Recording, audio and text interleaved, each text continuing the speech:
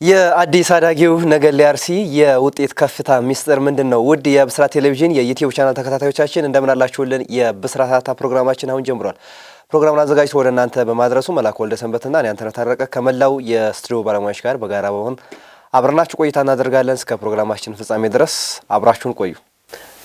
ዴና እንዴት አለ? ሰላም ሁሉ መልካም። በዛሬው ብስራት ፕሮግራማችን የአዲስ አዳጊው ነገሌ አርሲ የውጤት ከፍታ ሚስጥር ምንድነው በሚለው ርዕሰ ጉዳይ ላይ ቆይታ እናደርጋለን። ነገሌ አርሲ እንግዲህ ዘንድሮ ባደገበት ዓመት ጥሩ ጊዜን እያሳለፈ ነው የሚገኘው ባለፉት 18 ጨዋታዎች ማለት ነው። ስለዚህ በዚህ የውጤት ከፍታ እንዴት መጣ? ነገሌ አርሲ ቁጥሮች እንዴት ይገልጹታል? ነገሌ አርሲ እዚህ ለመድረሱ ምክንያቶቹ ምንድናቸው? የሚሉትን ጉዳዮች በስፋት እየዳሰስ ቆይታ የምናደርግ ይሆናል ዛሬ።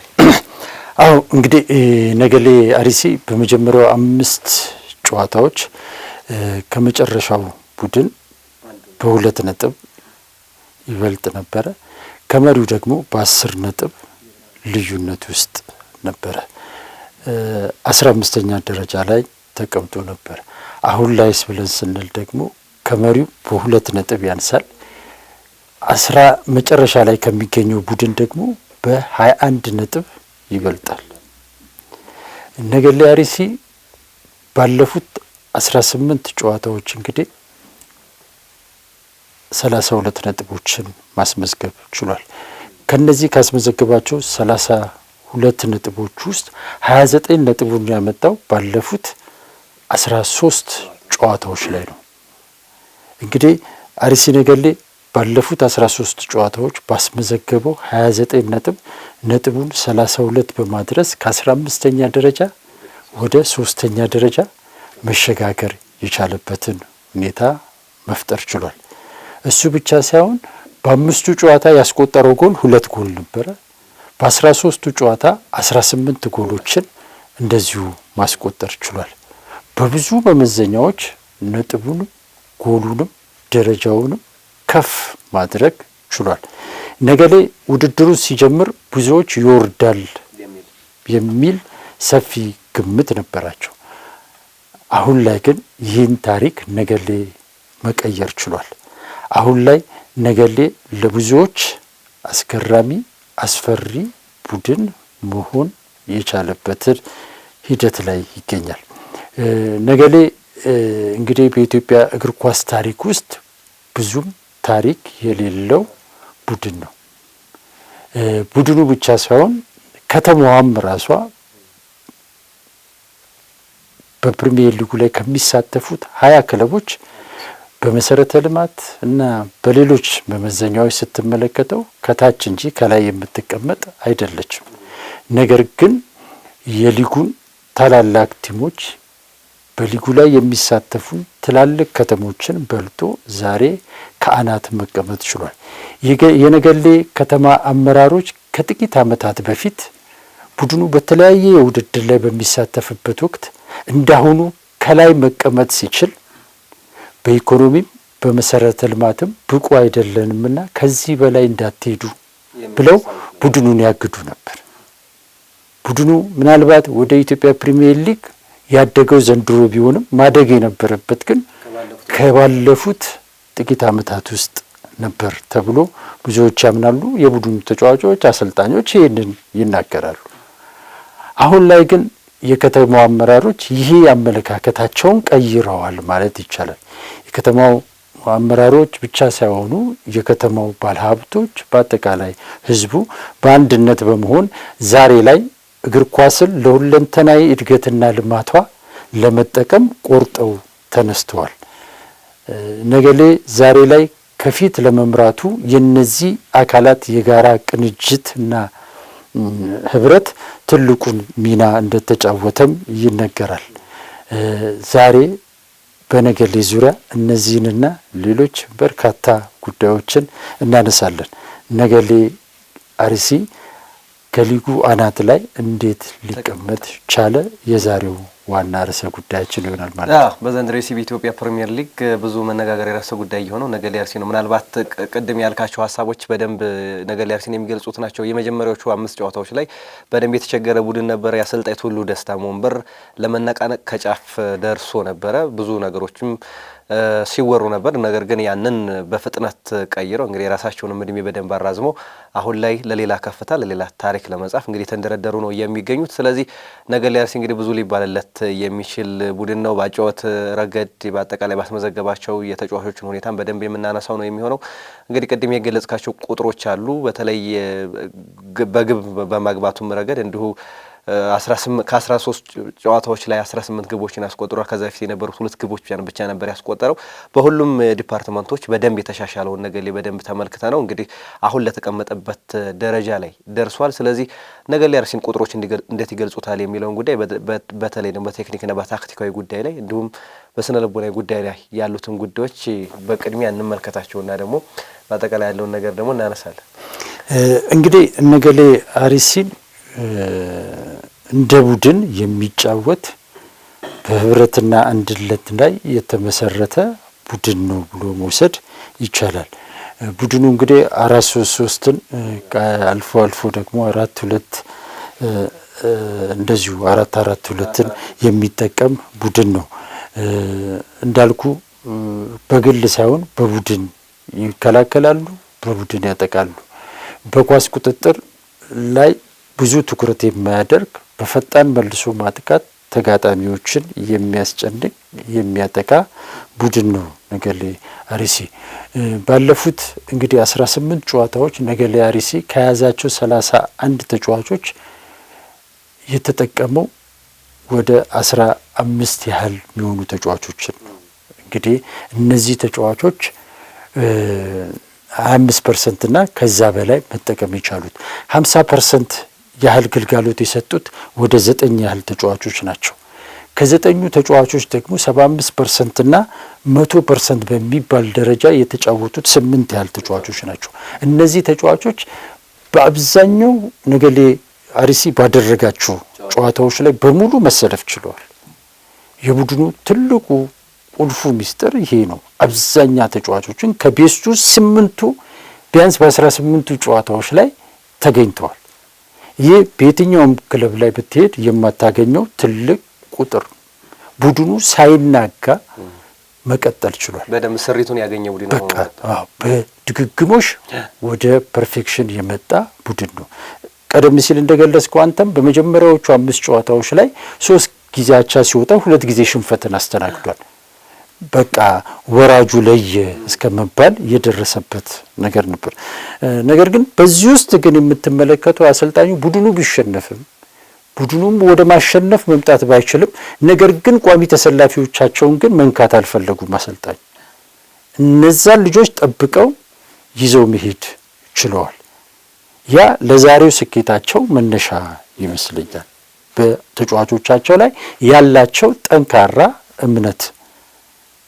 እነዚህ ተጫዋቾች እንደነገርኩ ወደ 8 ያሉ ልጆች 18 ጨዋታዎች ላይ ተገኝተዋል። በተለይ የተከላካይ ክፍል ላይ ያሉ ተጫዋቾች ሙሉ ለሙሉ ሊባል በሚችል ደረጃ በሁሉም ጨዋታዎች ላይ ተገኝተዋል። ስለዚህ የነገሌ አርሲ ትልቁና የመጀመሪያው ጥንካሬ ተደርጎ የሚወሰደው እነዚህ ቋሚ አሰላለፎችንም በአይምሮም በአካልም ማግኘት መቻሉ ነው የሚጠቀስለት ተደርጎ መውሰድ ይቻላል። ከዛ ውጪ አሰልጣኙ በተለያዩ ጊዜያቶች ላይ አንዳንድ ጊዜ እንግዲህ ከ11 ተጫዋቾች 3 ያህል ተጫዋቾች ናቸው ወጣ ገባ የነበሩት። 2ቱ ደግሞ በጉዳት አጥተዋል። እንግዲህ በጉዳት ያጧቸው በረከት ወልዴንና አብዱል ባሲጥ ከማልን ነው። እነዚህ 2 ተጫዋቾች በቡድኑ ውስጥ ትልቅ ልምድ ያላቸው ሊጉን በደንብ ጠንቅቀው የሚያውቁ ተጫዋቾች ናቸው። ነገር ግን እነዚህን ተጫዋቾች በአብዛኛው ጨዋታዎች ላይ በጉዳት ምክንያት ማግኘት ያልቻሉበት ሁኔታ ከግምት ውስጥ ስታስገባ ይህ ቡድን ከዚህ በላይ መሄድ የሚችልበት ሁኔታ ሊፈጠር ይችል እንደነበረ መናገር ይቻላል። እንግዲህ አርሲ ለዛሬ ማንነቱ፣ ለዛሬ ጥንካሬው፣ ለዛሬ አስፈሪነቱ፣ ለዛሬ አስገራሚነቱ መነሻው ደግሞ ከአዳማ ከተማ ጋር የተቀዳጀው አስገራሚ ድል ነው። እንግዲህ መነሻዋ እቺ ጨዋታ ነች። በአርሲ ነገሌ ውስጥ ሁሉም ነገር የቀየረችው ይሄ ጨዋታ ነው። በዚህ ጨዋታ ላይ እንግዲህ ታስታውስ እንደሆነ ሐዋሳ ላይ እዚህ 5ቱን ጨዋታ ጨርሰው ወደ ሐዋሳ ሲሄዱ ያደረጉት የመጀመሪያው ጨዋታ ነው። አርሲ ነገሌ እንግዲህ በመጀመሪያው ጨዋታዎቹ ላይ ቁጥሩ ትንሽ ቢሆንም ደጋፊዎች ይመጡ ነበር። ወደ ሐዋሳ ሲሄድ ደግሞ ቡድኑ ውጤት አለመሆን ሳይበግራቸው ቁጥራቸውን ጨምረው በስቴዲየም መገኘት የቻሉበት ጨዋታ እንደነበረ የምናስታውሰው ነው። እዚያ ጨዋታ ላይ እንግዲህ አርሲ ነገሌ 83ኛው ደቂቃ ላይ ጎል ተቆጥሮበት ይመራ ነበር። ነገር ግን 92ኛውና 94ኛው ደቂቃ ላይ ጎል አስቆጥሮ ጨዋታውን ማሸነፍ ቻለ። ይህ የመጀመሪያ ድል እንግዲህ ትልቅ ትርጉም ያለው ነው። ለአርሲ ነገሌ ብቻ ሳይሆን በእግር ኳስ ውስጥ ተመልክተ ከሆነ በሽርፍራፊ ሰከንዶች የሚቆጠሩ ጎሎች ዋጋቸው ብዙ ነው። እንደ 3 ነጥብ ብቻ ሳይሆን ከዛ በላይ ሊቆጠር የሚችል ድል ነው። ይሄ ድል በደጋፊው ላይ፣ በአመራሩ ላይ፣ በተጫዋቾቹ ላይ የፈጠረው የደስታ ስሜት እስካሁን ባለው ውስጥ ታይቶ የማይታወቅ ትልቅ መነሳሳትን፣ ትልቅ አንድነትን፣ ትልቅ ህብረትን ፈጥሮላቸዋል። ከዛ ጨዋታ በኋላ በተደረጉ ጨዋታዎች ላይ በተደጋጋሚ ማሸነፍ ችሏል። 4 ጨዋታዎችን በተከታታይ ማሸነፍ ችሏል። በአጠቃላይ 9 ጨዋታዎችን አሸንፏል።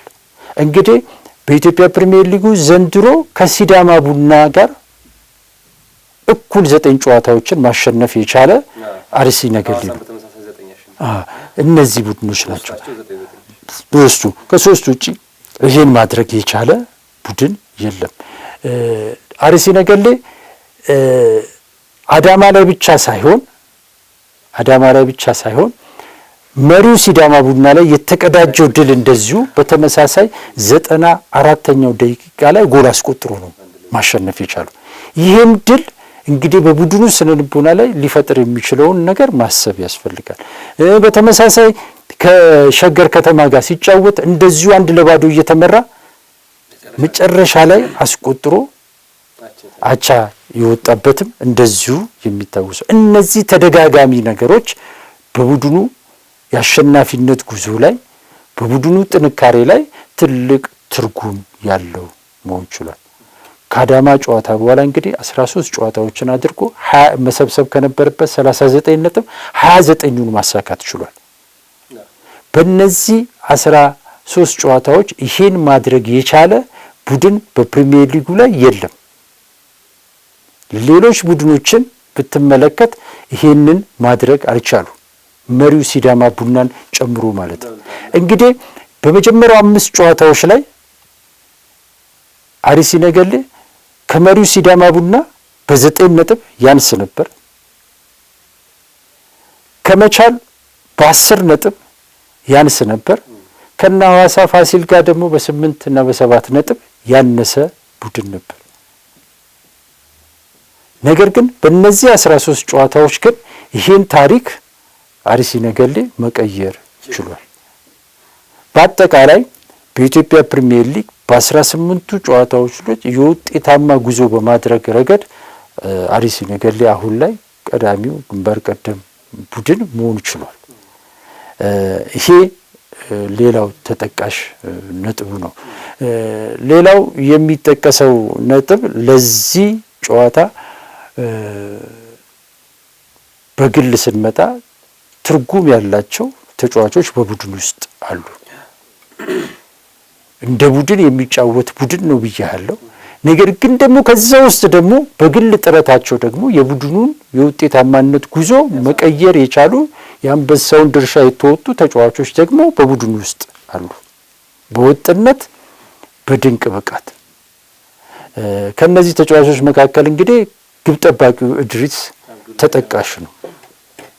ይህ ግብ ጠባቂ እንግዲህ ቡድኑ ባደረጋቸው 18 ጨዋታዎች ውስጥ 50% በሚሆኑ በ9 ጨዋታዎች ላይ ግብ አልተቆጠረበትም። ግብ ባስተናገደባቸው ጨዋታዎች ደግሞ ግብ ሊሆኑ የሚችሉ በርካታ ጎሎችን መመከት የቻለ ድንቅ ፐርፎርማንስ እያሳየ ያለ ባለ ልምድ ግብ ጠባቂ ነው። ትልቅ ልምድ ያለው ነው። ከ40 ዓመት በላይ እድሜ ያለው ግብ ጠባቂ ነው። ፍጹም ዲሲፕሊን የሆነ ለብዙ ተጫዋቾች አርአያ የሆነ ግብ ጠባቂ ነው። ይህ ግብ ጠባቂ አምና ኢትዮ ኤሌክትሪክ ላይ ነበረ። ዘንድሮ ነገሌ ላይም ብዙ ተጫዋቾች አርአያ የሚያደርጉት ግብ ጠባቂ ነው፣ በዲሲፕሊኑ በብቃቱ። ከሱ ቀጥሎ የምናገኘው እንግዲህ ሮቦርትን ነው። እንግዲህ ሮቦት በዚህ የኢትዮጵያ ፕሪሚየር ሊግ የመጀመሪያ ተሳትፎ ነው። በዚህ የመጀመሪያ ተሳትፎ ላይ ግን በተለይ በአየር ላይ የሚመጡ ኳሶችን በመመከት ረገድ ትልቁን ድርሻ እየተወጣ በሁሉም ጨዋታዎች ላይ ለቡድኑ ከፍተኛ ግልጋሎት እየሰጠ ያለ የተሟላ ተክለሰውነት ያለው በቃ ተክለሰውነቱ በስተዛሬ በኢትዮጵያ ፕሪሚየር ሊግም ከረጅም ዘመናት በኋላ የተመለከት ነው። በኢትዮጵያን ተጫዋቾች ምናልባት በቃ ያልተለመደ ነውና ብዙዎች እንዲያውም የውጭ ዜጋ አድርገው ነው የሚያስቡትና ከነስሙ ጭምር ስሙም እንደዛ ነው የሚመስለው። ተክለሰውነቱ ሁሉ ነገሩ የውጭ ተጫዋች ነው የሚመስለው፣ ግን ኢትዮጵያዊ እግር ኳስ ተጫዋች ነው እና በተለይ በአየር ላይ ለሚመጡ ኳሶች ትክክለኛው ሰው ነውና ብዙ ኳሶችን መመከት ይችላል። የተከላካይ ክፍሉ ተደራጅቶ ተጠናክሮ እንዲከላከል ማድረግ ብቻ ሳይሆን በማጥቃቱም ረገድ ሚና የነበረው ተጫዋች ነው እና ይህ ተጫዋች እንግዲህ 2 ጎሎችን ማስቆጠር ችሏል። እንደዚሁ እንግዲህ ከሱ ቀጥሎ የቡድኑ ኢንጂነር የሚባለው ዳዊት ተፈራ ነው። በተለይም ቡድኑ በማጥቃት እንቅስቃሴ ውስጥ በፈጣን ማጥቃት ውስጥ እንዲገባ ትልቁን ሚና የሚጫወተው ዳዊት ነው። የቡድኑን እንቅስቃሴ ይመራል። የማጥቃት እንቅስቃሴው መነሻ ነው። የቡድኑን ቴምፖ በፈለገው ጊዜ ሲፈልግ ከፍ ሲፈልግ ዝቅ የማድረግ አቅም ብቃት ያለው አምና በኢትዮጵያ ምድር ላይ ያሳየውን እንቅስቃሴ ዘንድሮም እየደገመ ያለ የቡድኑ ቁልፉ ሰው ዳዊት ተፈራ ነው። ዳዊት ተፈራም እንግዲህ እስካሁን በተደረጉት 18 ጨዋታዎች ላይ ሁሉ በቋሚነት ተጫውቷል። ስለዚህ ትልቁ ሰው እሱ ነው። ዳዊት የቡድኑ ባላንስ ጠባቂ ነው። የማጥቃቱ መነሻው ነው። እነዚህም ብቻ ሳይሆን ጎሎችንም አስቆጥሯል። እስካሁን 3 ያህል ጎሎችን እንግዲህ ያስቆጠረው ዳዊት ነው።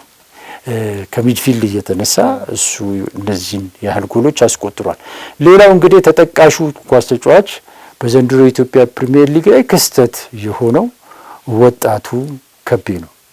ከቤ በተለይም በፈጣን መልሶ ማጥቃት ውስጥ ጉልበቱን፣ ፍጥነቱን፣ ክህሎቱን በመጠቀም ጎሎችን በማስቆጠር የቡድኑ ከፍተኛ ጎል አስቆጣሪ ነው።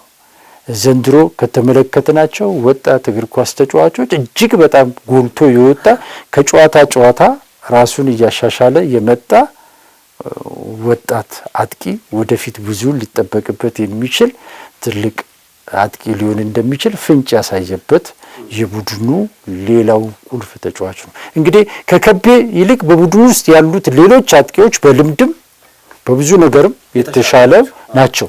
ነገር ግን ምንም ልምድ የሌለው ከቤ ግን በዘንድሮ የኢትዮጵያ ፕሪሚየር ሊግ ላይ ጎልቶ መውጣት ችሏል። እስካሁን በተደረጉ ጨዋታዎች እንግዲህ ይሄ አቋሙን ጠብቆ የሚቀጥል ከሆነ ደግሞ ቀጣዩ አዲሱ የኢትዮጵያ ሱፐርስታር የሚሆንበት እድል ሰፊ እንደሆነ መናገር ይቻላልና እነዚህ 4 ተጫዋቾች በቡድኑ ውስጥ መኖራቸው በሁሉም ጨዋታዎች ላይ ተመሳሳይ ፐርፎርማንስ ማሳየታቸው አርሲ ነገሌ ዛሬ ላይ ላለበት ደረጃ ትልቅ አበርክቶ አድርጓል ማለት ይቻላል። ሌላው ዋናው እና ተጠቃሹ ነገር ለአርሲ ነገሌ አስገራሚነትና አስፈሪነት ትልቁ ድርሻ የሚወስደው በቡድኑ ስነ ልቦና ነው።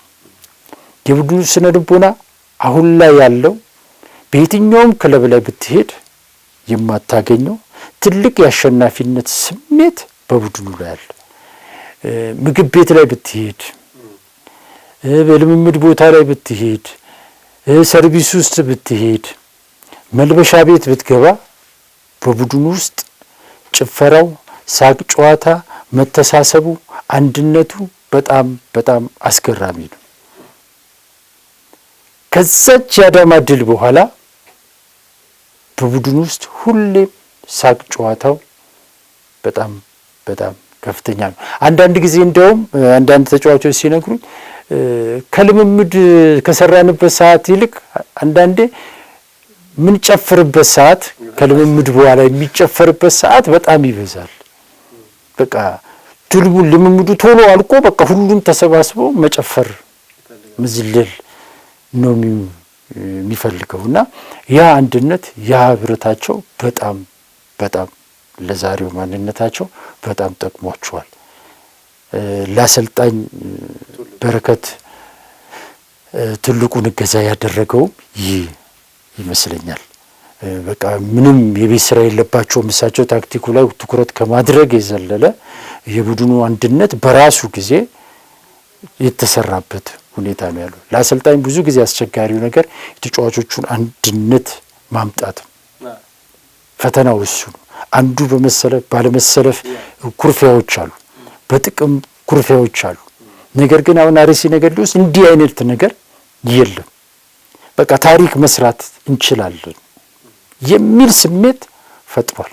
ይህን ደግሞ በመምራት ረገድ ዳዊት ተፈራ ትልቁን ሚና ይጫወታል። ልምዱን ያካፍላል። ይህ ስሜት ይህ አንድነት በጣም እንደሚያስፈልግ ለተጫዋቾቹ ይመክራል። በመድን ቤት ለድል ያበቃን አንድነታችን፣ ህብረታችን፣ አልሸነፍ ባይነታችን ነው በሚል ብዙዎቹን ተጫዋቾች ይመክራል። ብዙዎቹም ደግሞ ያለውን ልምድ ያለውን አቅም አውቀው አምነው ተቀብለዋል። ስለዚህ ምንም ነገር ዳዊት ካላቸው የቱ ውስጥም ነው የሚገቡት ተጫዋቾቹ እና ያ ነገር በቡድኑ አንድነት ላይ ትልቅ ነገር ፈጥሮለታል። አሰልጣኝ በረከት ቱሉም ለዳዊት ተፈራ የሰጡት ኃላፊነት የሰጡት ነጻነት የሰጡት መብት ደግሞ ዳዊትም የበለጠ ኃላፊነቱን በአግባቡ እንዲወጣ አድርጎታል ብሎ መውሰድ ይቻላልና የአርሲ ነገሌ ትልቁ ጠንካራ ጎናቸው አሁን ላይ ያለው ህብረትና አንድነት ነው። በተለይ ምናልባት እነዚህን ተጫዋቾች ያነሳን እንጂ በዋናነት ከኋላ መስመርም ምናልባት እናሸብር ሮሮን ብንጠቅስ እንደዛ ነው። ከከፍተኛ ሊግ ለማደግ በሚደረገው ጥረት ውስጥ እነዚህ ተጫዋቾች ከፍተኛ ሚና የነበራቸው ተጫዋቾች ነበሩ። አሁን ላይም እነዚህ ተጫዋቾች በደንብ ፕሪሚየር ሊጉ ላይ ብዙ አልተቸገሩም።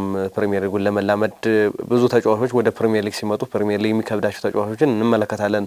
አዲስ ባደጉበት አመት ብዙ ክለቦች እንደዛ ሲቸገሩ ነበር። ግን ነገሌ አርሲ ያኛውን ነገር በደንብ በርከት ያሉ ተጫዋቾችም በመሰለፍ ደረጃም ስንመለከታቸው በርከት ያሉ ተጫዋቾች ከታች ያደጉ ተጫዋቾች በርካታ ተጫዋቾችም ይሰለፋሉ ስንመለከትና ከዛ አንፃር እሱኛውም ነገር በደንብ የቲሙን ውህደትም ለመጠበቅ በደንብ ጠቅሟቸዋል። የፈራሚዎችም አሁን ዳዊትን ስትመለከትም በደንብ ጥሩ ፈራሚዎችንም አምጥተዋል። የዳዊት ሚና በደንብ የሚገለጥ ነው።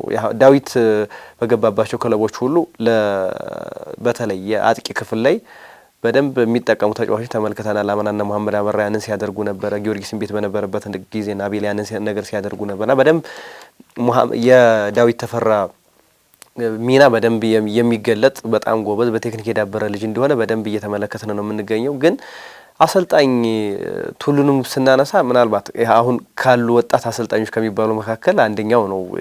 ምናልባት አሁን ባሉት በፕሪሚየር ሊግ ጨዋታዎች ላይና በተለይ ቲሙ ከመራም በኋላ ቲማቸውን ማኔጅ የሚያደርጉበት መንገድ በጣም የሚገርም ነው። የቀያሪዎቻቸውን የሚያደርጉበት መንገድና ምናልባት ወደፊት እንደ ነገሌ አርሲ እያስመዘገበ ያለው ውጤቱ ነው።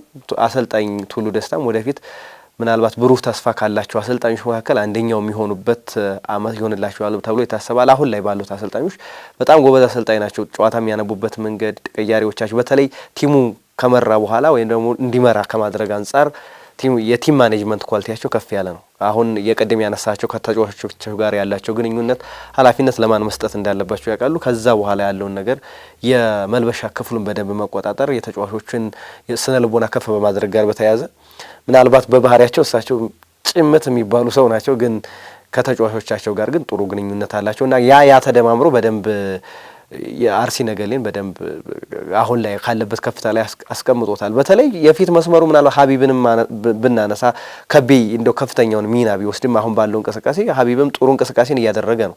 የሀቢብና የከቤ በተለይ በፍጥነት ደረጃ የቡድኑን የማጥቃት ኃይል ወደ ማጥቃት በሚሸጋገርበት ጊዜ የዳዊት ተፈራ የማይዘነፉ ኳሶች በደንብ ፍርስፉል እንዲሆኑ የሚያደርጉት እነሱ ናቸው። በተለይ በመልሶ ማጥቃት ለማንኛውም ቡድን ፈታኝ የሚሆነው ነገሌ አርሲ በዚህኛው የውድድር ዘመን ከተመለከት ከባዱ የፊት መስመር በተለይ በፍጥነት ደረጃ የነገሌ አርሲ ይመስላል። በጨዋታ ረገድም ሲዳማን እንደው በአንጻራዊነት ከተመለከት ሲዳማ እያልን አሁን ነገሌን እናነሳለን። የሚያዝናና በፕሪሚየር ሊግ ከተባለ የሁለቱ ክለቦች የተሻለ የተዝናኖት ደረጃ አላቸው። በጨዋታ ረገድ ትንሽ የተሻሉ ናቸው። ሌሎች ክለቦችን ያን ያክል አላየንምና ብቻ ነገሌ ዘንድሮ በደንብ የጥሩ የሆነ ቡድን ምናልባት ሰርፕራይዝ ሊያደርገን የሚችል ቡድን ሊሆን እንደሚችል የሚጠበቅ ነው። በተለይ አሁን ያለው የነጥብ ልዩነት 2 ነው ከሲዳማ ቡና ጋር። እንግዲህ ምናልባት ወደፊት የሚፈጠረውን ባናቅም ግን አሁን ላይ ባለው ግን ነገሌ በጣም ጥሩ ቡድን ነው። የከቤ ብዙነንም ቅድም እንደው ያልጠቀስ ነው ከቤ ምናልባት ሸገር ከተማ የፈረመበት አጋጣሚ ነበር። በእርግጥ ፌዴሬሽን ሄዶ አልጸደቀም፣ ግን ፎቶ ተነስቷል ማሊያ ለብሶ። ግን ከዛ በኋላ ተመልሶ ነው እንግዲህ ወደ ነገሌ አርሲ የገባው። ምናልባት ሸገር እሱን በማጣቱ በደንብ የሚጸጸትበት ይመስለኛል። ምናልባት አምናም በከፍተኛ ሊግ ሱሉልታ ከተማ ላይ ብዙ ሰዎች ይሄ ልጅ በትልቅ ደረጃ ላይ መጫወት እንደሚችል አቅሙን በደንብ ስንመለከት ነበር። በጣም የላቀ ቴክኒክ ነው ያለው። ግን ከዛሬው ይልቅስ እኔ ከቤ ነገው ያሳሳኛል በደንብ የምንመለከተው። ምናልባት ለኢትዮጵያ ብሔራዊ ቡድን አሁን ተስፋ ካላቸው ተጫዋቾች መካከል አንደኛው ከቤ ነውና የዛሬው ዛሬ ነው። ግን ወደፊቱ በደንብ የሚጠቀም ነገሌም ብቻ ሳይሆን አጠቃላይ ኢትዮጵያ ብሔራዊ ቡድን በደንብ መጠቀም የሚገባው ከልጁ ብዙ ነገር እንድንጠብቅ የሚያደርገን አይነትን ፐርፎርማንስ እያሳየ ነው የሚገኘውና ነገሌ በአጠቃላይ ዘንድሮ ጥሩ የሚያጓጓ አይነት ቡድን ነው። ጥሩ ቡድን ከተመለከት ምናልባት ነገሌ ልንጠቅስ እንችላለንና አሪፍ ጊዜን እያሳልፉ ነው ዘንድሮ። ያው አሁን ላይ ነገሌ ማንም ክለብ የሚፈራው የሚጨነቅለት ቡድን መሆን ችሏል። ለዚህ ደግሞ ቅድም የጠቃቀስናቸው ምክንያቶች በዋናነት ይጠቀሳሉ። እንዲህም ሆኖ ግን ነገሌ ከተማ ክፍተቶች የሉበትም ማለት አይቻልም። ነገሌ ከተማ እንደ ቡድን ጠንካራ ነው። በማጥቃት ሂደቱ ላይ በጣም ውጤታማ ነው። በተለይ ባለፉት 13 ጨዋታዎች 18 ጎሎችን ማስቆጠር በጣም ትልቅ ቁጥር ነው። ነገሌ ባለፉት 18 ጨዋታዎች ካስቆጠራቸው 20 ጎሎች ውስጥ 11ዱን ማስቆጠር የቻለው ከእረፍት መልስ ነው። ከ11ዱ ደግሞ 5ቱ የተቆጠሩት በመጨረሻዎቹ ጭማሪ ሰዓቶች ነው። ነገሌ አርሲ እንዳልኩ ከእረፍት በኋላ 11 ጎሎችን ማስቆጠር ችሏል። በአንጻሩ ደግሞ 8 ያህል ጎሎች ከተቆጠረበት 12 አጠቃላይ ጎሎቹ 8 ያህሉን ደግሞ የተቆጠረበት ከእረፍት መልስ ነው። ነገሌ ከተማ ተጋጣሚዎችን ያቃጥላል፣ ራሱን ይቃጠላል። እንግዲህ ከተቆጠሩ 8 ጎሎች ነገሌ ላይ 4ቱም የተቆጠሩት እንደዚሁ በመጨረሻዎቹ 15 ደቂቃዎች ነው። ስለዚህ ቡድኑ ጎል ያስቆጠራል፣ ጎልም ይቆጠርበታል። ይህ ደግሞ ጨዋታን ማኔጅ ከማድረግ ጋር በአሰልጣኙ ላይ በተጫዋቾቹ ላይ ጥያቄ እንድታነሳ ያደርጋል። ስለዚህ ይሄን ማኔጅ ማድረግ ከተጫዋቾቹም ከአሰልጣኞቹም ይጠበቃል። እዚህ ላይ ሌላ ተጨማሪ ማነሳለ ነገር ነገሌ ቀድሞ ጎል ካስቆጠረ ማንም ይመኛል እንጂ አያሸንፈው። እንግዲህ 10 ጨዋታዎች ላይ ቀድሞ ጎል አስቆጥሯል፣ 8ቱን አሸንፏል። አንድም ጨዋታ አልተሸነፈም። በአንጻሩ በ6 ጨዋታዎች ላይ ቀድሞ ጎል ተቆጥሮበታል። ማሸነፍ የቻለው አንድ ብቻ ነው። 4 ጊዜ ተሸንፏል። በአጠቃላይ ነገሌ በ18 ጨዋታዎች 4 ጊዜ ነው የተሸነፈው። አራቱንም ጊዜ ሲሸነፍ ቀድሞ ጎል ተቆጥሮበት ነው። ስለዚህ ማገገም የማይችል ካምባክ መስራት የማይችል ቡድን መሆኑን ትመለከታለህ። ይህ ደግሞ አሁን የጀመረውን የአሸናፊነት ጉዞ እንዳያስቀጥል ትልቅ እንቅፋት የሚሆንበት ተጫዋቾቹ አሁን ላይ ቀድሞ ከጎል ከተቆጠረብን አናሸንፍም የሚል ስሜት ውስጥ እየገቡ ነው። ዋሲ ውስጥ እያሳሳቀ ነው እንደሚባለው 4 ጨዋታ ቀላል ጨዋታ አራቱንም ሲሸነፉ በዚህ ቀድሞ ጎል ገብቶባቸው መሆኑ በቲሙ ስነልቦና ላይ በቲሙ መልሶ ማገገም ላይ ትልቅ እንቅፋት ሊሆን የሚችል ነው። ስለዚህ በዚህ ረገድ ነገሌ አርሲ ትልቅ የቤት ስራ በተለይም አሰልጣኝ በረከት ላይ ይጠበቅበታል። ይህን ማስተካከል መቻል አለበት። ቀጣዩን ጉዞ ለማስኬድ የሚፈልግ ከሆነ ይህንን ማድረግ አለበት። ጎል ማስቆጠርም ብቻ ሳይሆን ጎል እንዳይቆጠርበት ማድረግ ላይ ትልቅ ስራ መስራት አለበት። ተከላካዩ በቀላሉ ጎል የሚያስተናግድበት ሁኔታ አለ። ጥንካሬው እንዳነሳን ሁሉ ክፍተቶች አሉበት ተከላካዩ ላይ። ስለዚህ ያንን መቀነስ መቻል አለበት። እነ ዳዊት ተፈራ እነ ሮቦርት ሄደው ጎል ማስቆጠራቸው መልካም ነገር ባይሆን ኖሮ ነገሌ ከተማ ደግሞ እዚህ ጋር ይደርሳሉ። አጥቂዎቹ ምን ያህል ጎል እያስቆጠሩ ነው? አሁን ላይ ከፍተኛ ጫና ያለው በከቤ ላይ ነው። ከቤ አሁን በደንብ በራዳር ውስጥ ገብቷል።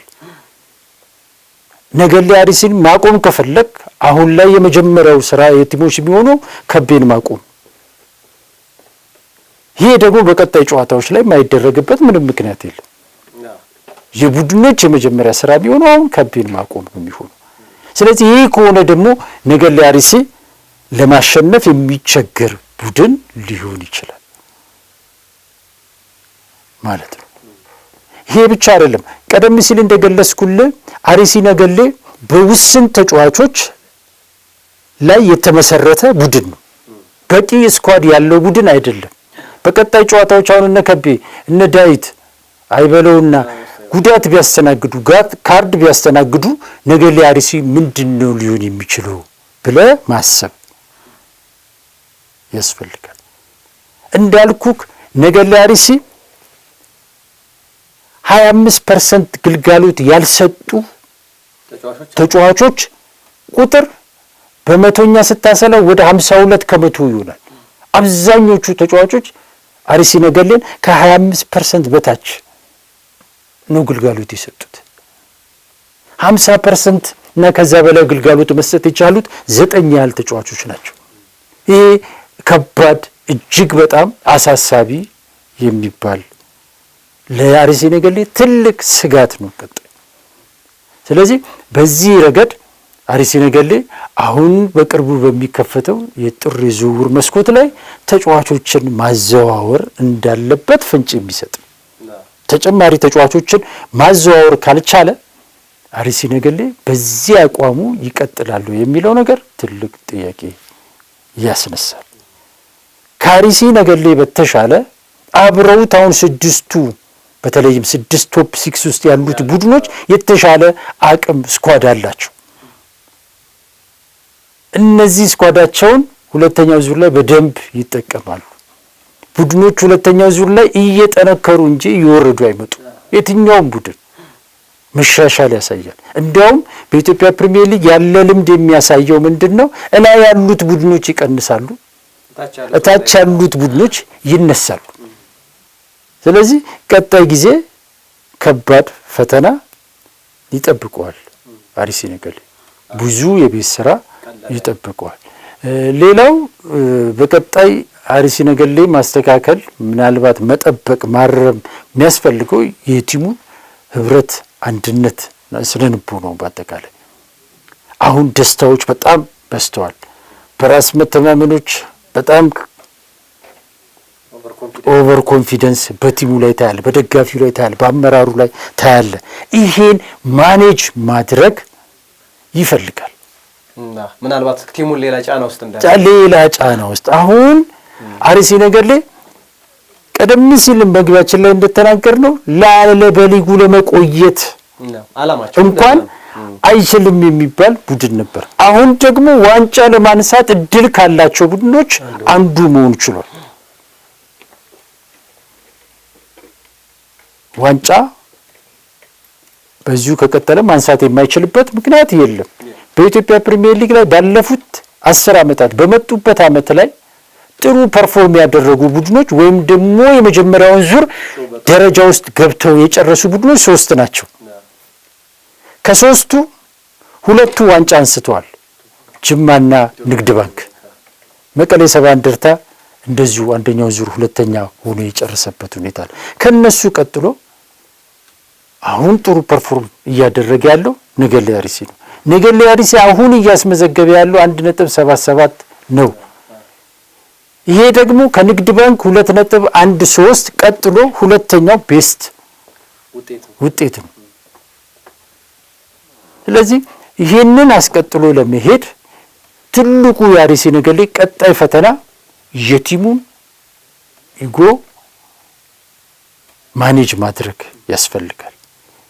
ይሄ ደግሞ በሊጉ ላይ ብዙ ልምድ ለሌላቸው የአሰልጣኝ ቡድን አባላትና ለተጫዋቾች እንዲሁም ለክለቡ አመራሮችና ደጋፊዎች እጅግ ፈታኝና ከባድ ነው።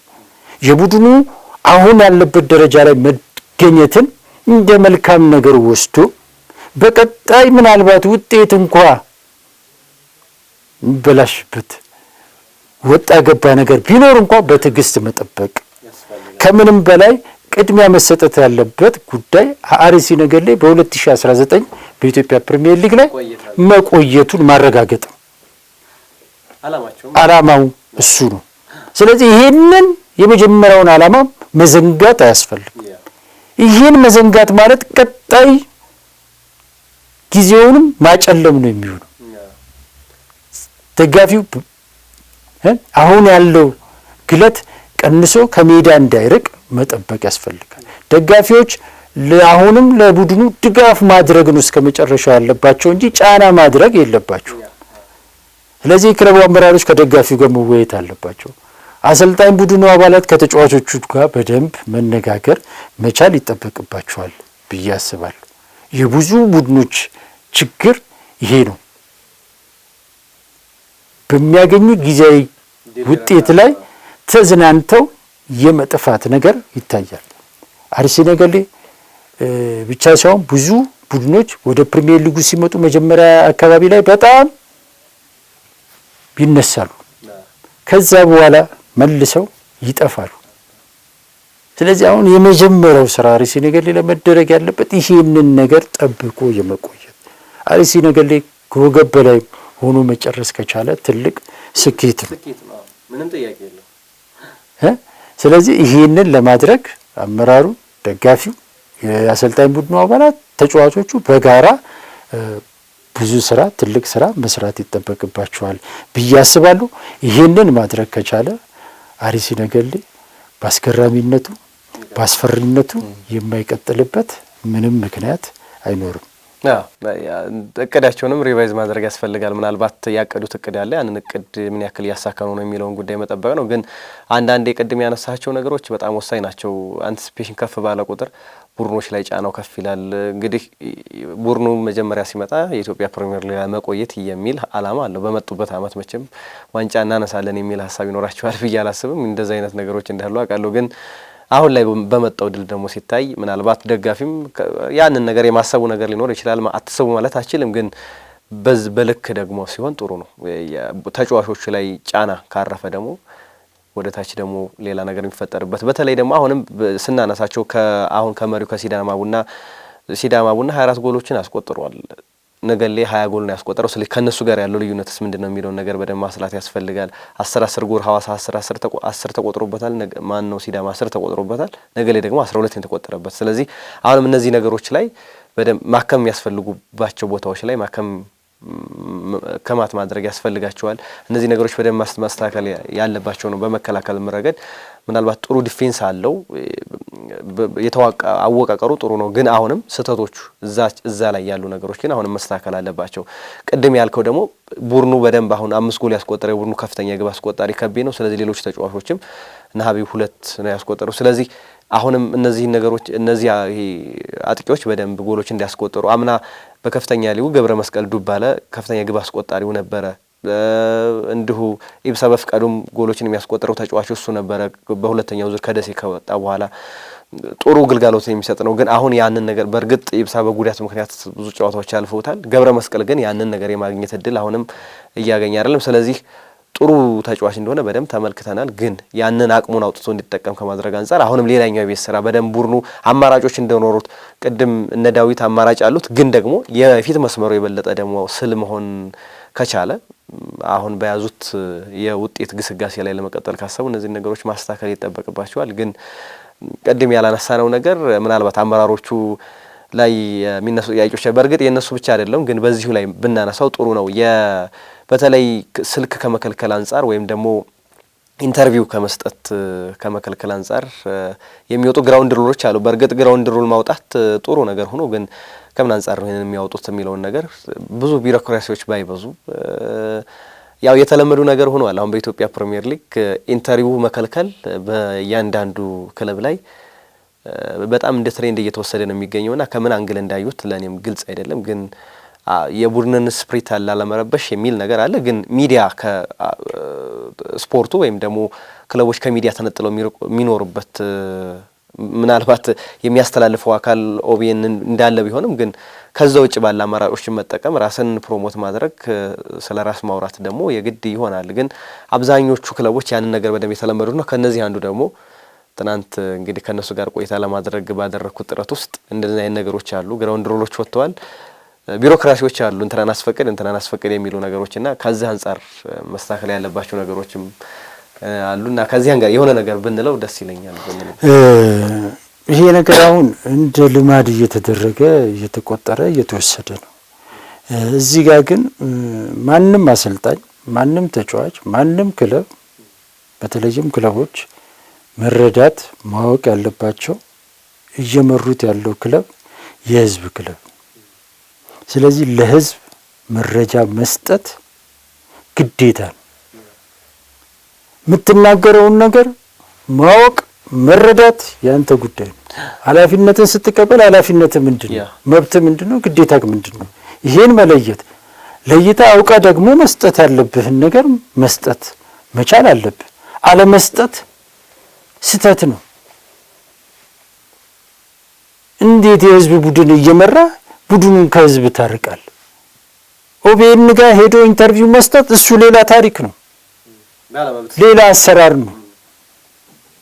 ነገር ግን ሌላው ሚዲያ ደግሞ ሲጠይቅ መስጠት ይገባል። ነገር የሆነ አንድ ሁለት ነገር ብንናገር ሮጦ መምጣታቸው አይቀርም። እነሱ ሲመጡ ደግሞ እኛ ደግሞ አናስተናግድም ልንል ነው። እንደዚያ ነው። እነሱ ሲፈልጉ የሚሰጡበት ሲፈልጉ የማይሰጡበት አሰራር የለም። ስለዚህ ይሄ ነገር እኔም አሰልጣኙ ጋር ደውያለሁ። ነገር ግን አንስተው መልስ ሊሰጡ አልቻሉም።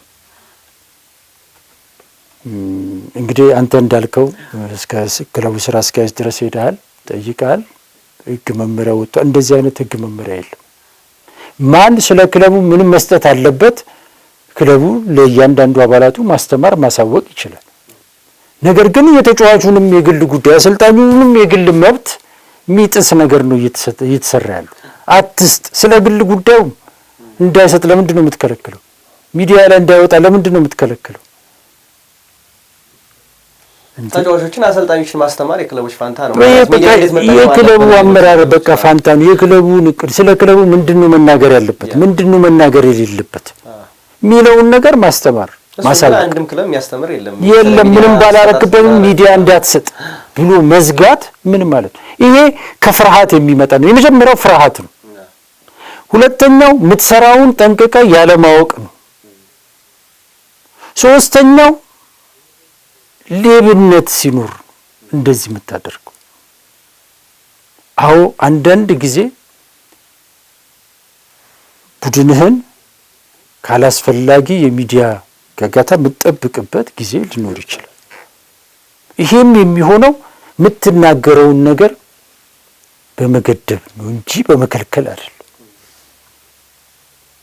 ስለዚህ ክለቦች ብዙ ጊዜ ሲፈሩ የሚናገሩትን ነገር ሳያውቁ ሲቀሩ፣ ሶስተኛ የሚያጭበረብሩት ነገር ሲኖር፣ አላስፈላጊ አሰራሮች ሲኖሩ በተለያየ ምክንያት ቡድኑ መግለጫ እንዳይሰጥ ይደረጋል። ይሄ ፋሲል ከተማ ላይም ገጥሞናል፣ እዚህ ገጥሞናል፣ ኢትዮጵያ ቡና ላይ ገጥሞናል፣ የተለያዩ ክለቦች ላይ እየገጠመ ያለ ጉዳይ ነው። እኛ መረጃውን በተለያየ መልኩ እናገኛለን፣ የሱ ጉዳይ አይደለም። ነገር ግን ህዝብ ደግሞ ከባለቤቶቹ ደግሞ መስማት ይፈልጋል። ስለዚህ ያን ማድረግ ከነሱ ይጠበቅ። እኛ እዛ ርቀት ሄደን ከባለቤቶቹ ትክክለኛውን መረጃ ለማድረስ ስንጥር እነሱ በር መዝጋት ምን ማለት ነው? ስለዚህ ይሄ መታረም ያለበት ጉዳይ ይመስለኛልና አርሲ ነገሌዎችም ገና ከመጀመሪያው ከሚዲያ ርቀው ውጤታማ የሚሆኑበት ነገር የለም እና ይሄ መስተካከል መታረም ያለበት ይመስለኛል። ለአርሲ ነገሌ ብቻ ሳይሆን ለአጠቃላይ ለኢትዮጵያ ፕሪሚየር ሊግ ክለቦች የምንናገረው ጉዳይ ነው። እንደ ትሬንድ ሆኖ ስለተወሰደ ያንን ነገር ማስተካከል ያስፈልጋል። ለሁሉም ግን የነገሌ አርሲ ግስጋሴ ጥሩ ነው፣ ግን ማስተካከል ያለባቸው ቅድም ያነሳናቸውን ነገሮች ማስተካከል ይጠበቅባቸዋል። አሁን ያነሳነውንም ጭምር በደንብ ከሚዲያ ጋር የተያያዘውን ነገር ማስተካከል፣ ማስተማር ወይም ደግሞ የሚሰጡትን ነገር መገደብ፣ መወሰን የነሱ ኃላፊነት ወይም ደግሞ የነሱ ፋንታ ነው። ግን ከዛ በዘለለ ግን ሚዲያ መከልከሉ ያን ያክል ፋይዳው ብዙ አይደለም። ስለዚህ ያን ነገር ማስተካከል ይጠበቅባቸዋል። ውድ ተመልካቾቻችን አዲስ አዳጊው ነገሌ አርሲ የውጤት ከፍታ ሚስጥር ምንድነው በሚለው ርዕሰ ጉዳይ ላይ ቆይታ ያደረግንበት የዛሬው የብስራታ ፕሮግራማችን የተከታተላችሁትን ይመስል ነበረ። ፕሮግራሙን አዘጋጅቶ ወደ እናንተ በማድረሱ መላኩ ወልደሰንበትና እኔ አንተነህ ታረቀ ከመላው የስቱዲዮ ባለሙያዎች ጋር በጋራ በመሆን አብረናችሁ ቆይታ አደረግን። ያላችሁን ሀሳብ አስተያየት በሀሳብ መስጫው ላይ አስፈሩልን። ሰናይ ጊዜን ተመኘን።